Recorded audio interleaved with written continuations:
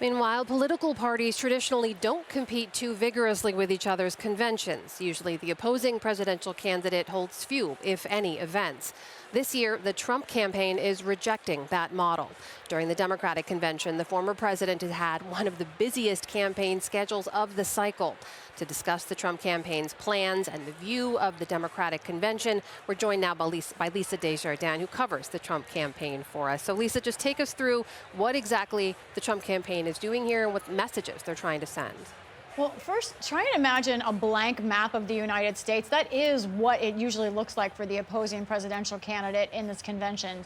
Now, let's look at what's happening with the Trump campaign this week. Here's where the former president has been this week. And then also, here is where his vice presidential nominee has been. Look at those states. Those are the key states that the teams are fighting for, both Republicans and Democrats: Arizona, Wisconsin, Michigan, Pennsylvania, and North Carolina, a state that we see Trump really wants to protect. So you get from that map not only the important states, Amna, but also the fact that the Trump campaign and Trump campaign sources tell me they do feel like they need to step up their game.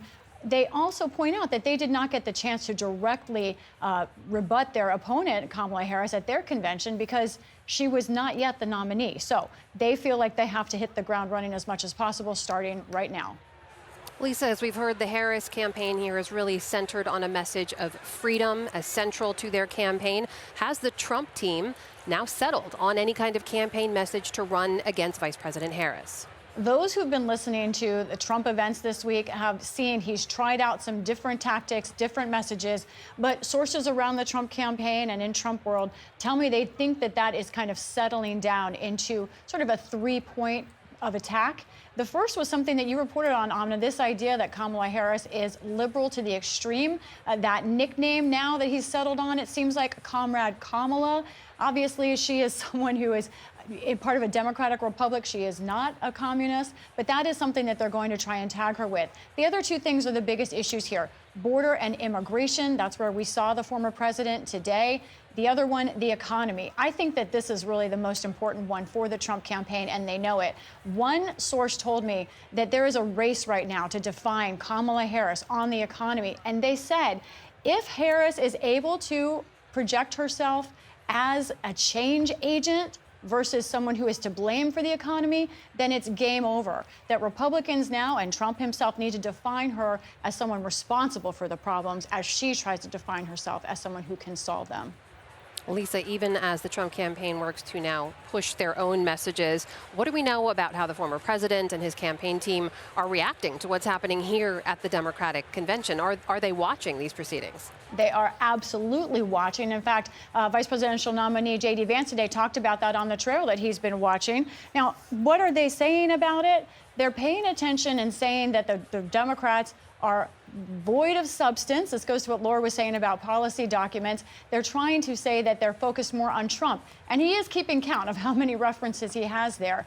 They're also noticing those Republican speakers, including Stephanie Grisham, who spoke Tuesday, former press secretary to Donald Trump. Here's what she said at the convention on Tuesday. I saw him when the cameras were off. Behind closed doors, Trump mocks his supporters. He calls them basement dwellers. On a hospital visit one time when people were dying in the ICU, he was mad that the cameras were not watching him. He has no empathy, no morals, and no fidelity to the truth. In response, Trump spokesman Stephen Chung wrote this statement: Stephanie Grisham is a stone-cold loser who clearly suffers from Trump derangement syndrome and many other mental issues. She's a liar and a fraud.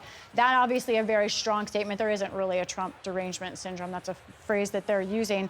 One last thing, Trump won't just be watching tonight. He's going to be live posting on social media. He put this out on Truth Social that he will do a live play-by-play.